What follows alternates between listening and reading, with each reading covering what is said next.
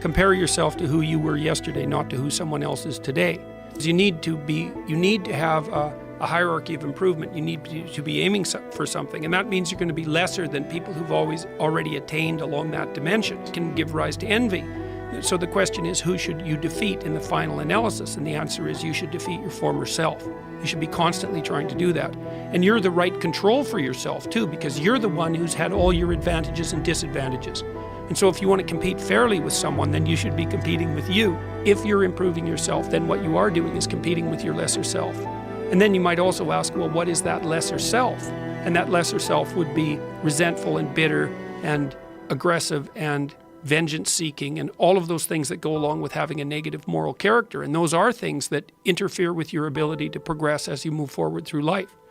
So it's very necessary to understand that this is why, I've been stressing this idea of personal responsibility. It's like, well, personal responsibility is to compete with yourself, is to be slightly better than yourself the next day. Yes. And better in some way that you can actually manage, and that's humility. It's right, like, well, I'm a flawed person, I've got all my problems. Could I be as good as person X? It's like not the right question. The right question is, could you be slightly better tomorrow than your currently flawed self? And the answer to that is, if you have enough humility to set the bar properly low, then you could be better tomorrow than you are today.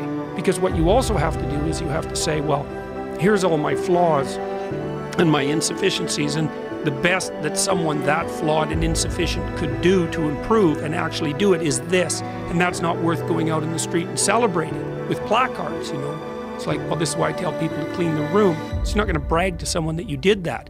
But someone as insufficient as you might be able to manage it. And that means you actually are on the pathway to self-improvement, and you're transcending your former self. The resilience, it's right. Like, look, You're not going to win it. You're not going to score on every shot. Right. Doesn't mean you shouldn't take the shots. Doesn't mean you shouldn't try to hit the goal. But part of being able to continue to take shots is to have the strength of character to tolerate the fact that in that instance you weren't on top. What's the right way of being in the world, if there is such a thing? And it's not acting according to a set of rules. It's attempting continually to transcend the flawed thing that you currently are. And what's so interesting about that is that the meaning in life is to be found in that pursuit. So I've been laying that out in these discussions too, because I say, well, the fundamental issue is that life is tragic and difficult, very tragic and difficult for everyone. And it's also tainted by malevolence, because no matter how things are tragic and difficult, but there's always some stupid thing that you could do or someone else could do that could make it even worse than it has to be. And so that's life. And you need an antidote to that, because that can embitter you. Constant contact with that. Just the tragedy, but the tragedy combined with betrayal and malevolence, that makes it even worse, especially if it's self-induced. Okay, so you need something to set against that so you don't get bitter and resentful. Well, what do you set against that? Doing something worthwhile. By your own definition, say. You need some reason to get the hell out of bed on a terrible day because you've got something good to do. Well, what's the best thing you can do?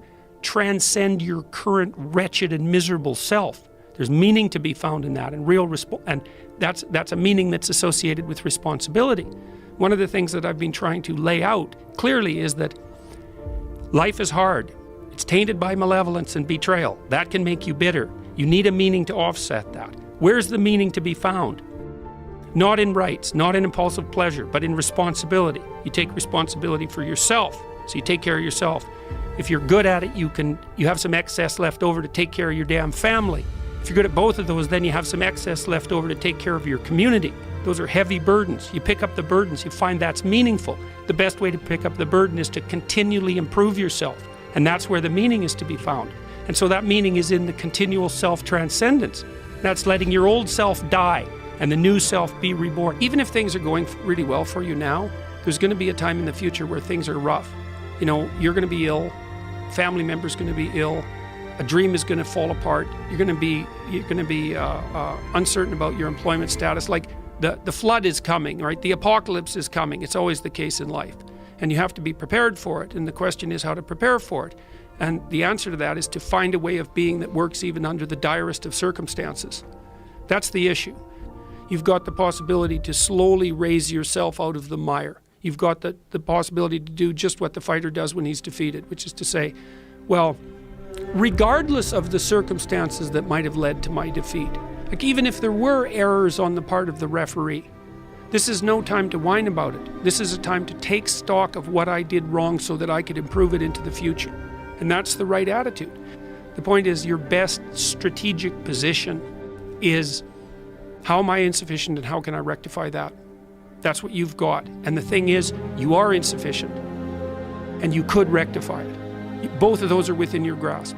If you aim low enough, it's like, well, I don't know how to start improving my life. Someone might say that. And I would say, well, you're not aiming low enough. There's something you could do that you are regarding as trivial, that you could do, that you would do, that would result in an actual improvement. But it's not a big enough improvement for you, so you won't lower yourself enough to take the opportunity. Aim low. And I don't mean don't aim, and I don't mean don't aim up. But you have to accept the fact that you can set yourself a goal that you can attain, and there's not going to be much glory in it to begin with. Because if you're not in very good shape, the goal that you could attain tomorrow isn't very glorious. But it's a hell of a lot better than nothing, and it beats the hell out of bitterness, and it's way better than blaming someone else. It's way less dangerous.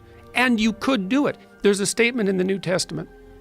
It's called the Matthew Principle, and economists use it to describe how the economy in the world works.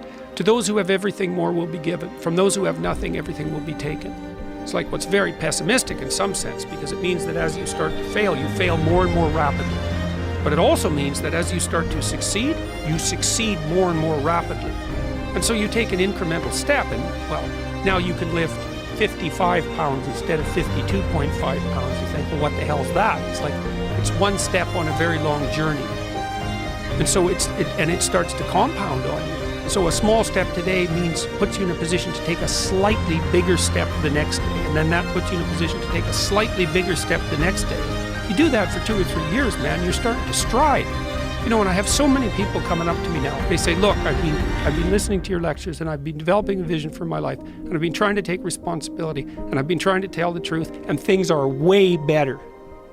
And so that's absolutely perfect. It's the right way forward as far as I'm concerned.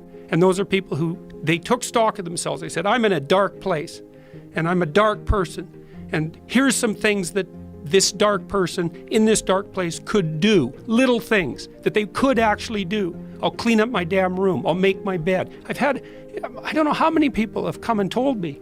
It's so strange. They said, well, I started making my bed, and that made all the difference. It's like, well, yeah, you decided to aim up, man. And the first concrete instantiation of that was that you made your bed. And you think, well, that's nothing heroic. It's like, no, but aiming up is heroic. That's something. And then lowering yourself to the point where you're not above the mess in your room. You know, you're not superordinate to that. You lower yourself so that you straighten up. You're grateful for what you have right in front of you, and you take care of it and you put it in order. It's like all of a sudden things start to get better. It's so wonderful to be doing this tour, because I see that's what this tour has been about for me. It's not political. I never talk to people after the talks, for example. I talk to about 150 people a night. We never talk about anything political. It's always this. I wasn't doing very well. I'm putting my life together. I'm getting along better with my father. I'm getting along better with my wife. I'm getting along better with my kids. I've got some meaning in my life. Thanks a lot. It's way better. It's like, yes, that's the right thing. Well, the self-esteem movements and all of that will accept yourself the way you are. It's like, no, because you need a trajectory. And one of the things that I think, one of the reasons that audiences are responding to what I've been saying in my lectures and what I've been writing about is that I don't tell people that they're okay the way they are. No, I say, no, you could be way more than you are. And they're relieved about that, you see, because if you're in a dark and terrible place and someone says you're okay the way you are, then you don't know what to do about that. It's like, no, I'm not. I'm having a terrible time and I'm hopeless. You're okay the way you are. Well, then what? That's it? That's where I am? And what do you want to tell a young person? You're 17. You're okay the way you are. It's like, no, you're not. You got 60 years to be better. And you could be way better. You could be incomparably better across multiple dimensions. And in pursuing that better, that's where you'll find the meaning in your life. And that will give you the antidote to the suffering. You have to impose order. People have asked me in my book why I wrote it as an antidote to chaos, because, well, there isn't anything technically wrong with chaos. Chaos is a place of great potential. Well, the question is, what's the proper balance between chaos and order? Chaos, potential, and order. Well, the answer is, look, when you're a kid, you're all potential. It's chaotic potential. It can manifest itself in any number of ways. And maybe you don't want to give that up. So you're like Peter Pan. You want to be a kid forever because you don't want to give up the potential. And you look out in the world and all you see are Captain Hooks, who've lost a hand, who are chased by death, because that's the clock in the crocodile. He's already got a taste of him. He's terrified by death and he's a tyrant. Well, I don't want to grow up to be that. So I won't be disciplined at all. Well, that's no good, because the way the potential transforms itself into actuality is through discipline. And so then you, as you said, this is the trick though. You have to pick a path of discipline.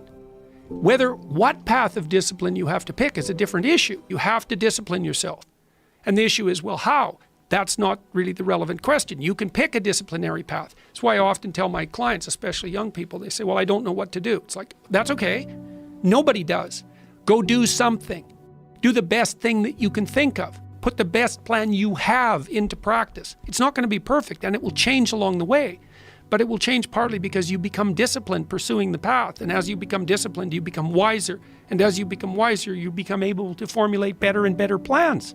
So you can start vaguely and confused and develop a plan that's not so great, and you start to implement it. And then you accrue incremental wisdom as you implement your flawed plan. And that enables you to fix the plan. Imagine you only have $100,000 to go buy a house. And so you go look at this house and it's like, Jesus, this house, man, it's like it needs a lot of work. It's like, well, that's all you've got. Well, are you going to pretend that the house is okay the way it is? Or are you going to look for where it's rotten and where the plumbing doesn't work and where the stove doesn't work? You have to go and look and see where everything needs to be fixed. And that is harsh, man.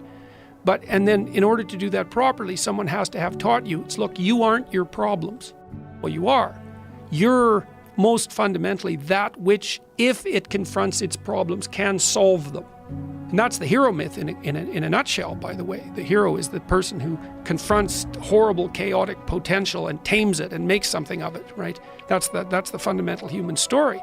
But the problem is that you have to face what you don't want to face in order to fix it. Yeah. And so you look at all the things about yourself that need to be burned off, that need to be dispensed with. And that, man, especially at the beginning, especially if you're screwed up, that might be like 95% of you just has to go up in flames. And it's painful. Even some of that stuff that you have to burn off doesn't want to die, and it'll scream in agony while you're burning it off. It's not pleasant. But if you know that you're the thing that can transcend your problems, most fundamentally, if you know you're the thing that, if it faces the problems, can transcend them, then you have the faith that would enable you to take stock of who you are. We had people write about their ideal future and also to put in measurement strategies. It's like, okay, here's your ideal future. Here's how you're going to break it into goals. Here's how you're going to mark progress towards those goals, because you got to be playing a fair game with yourself, right? Because when you make progress, you want to reward yourself. So you have to identify what the progress is and you have to reward it. The consequence, we had people write a future plan for only an hour when they came for their school orientation in the summer before going to, it's a community college. And it dropped the dropout rate among young men by 50%. And it's, yeah, no kidding, 50%. Yeah. And what that meant was, to me, just think about that. What that means is that these kids had been educated for 12 years and no one had ever sat them down and said, okay, what the hell are you doing and why? And how are you going to get, like, where do you want to go? Why do you want to get there? How are you going to get there? How are you going to mark your progress? They've never walked them through that exercise. You walk people through that exercise just to get them to do that increases the probability that they'll stay on track by 50%.